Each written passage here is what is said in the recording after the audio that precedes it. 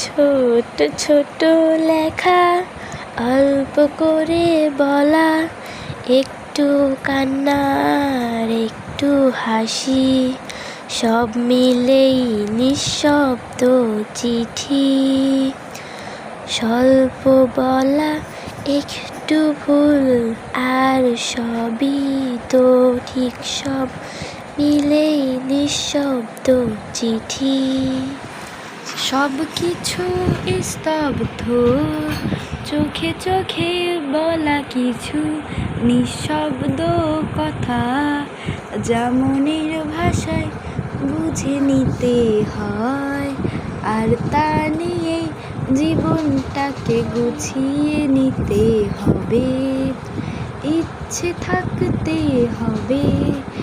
জীবনযাত্রাকে ছোট করে উপভোগ করতে হবে। ছোট ছোট বাক্য, বড় বড় এক কথা, যা নিজের মনের ভেতর খুবই গভীরভাবে গেঁথে নিতে হবে।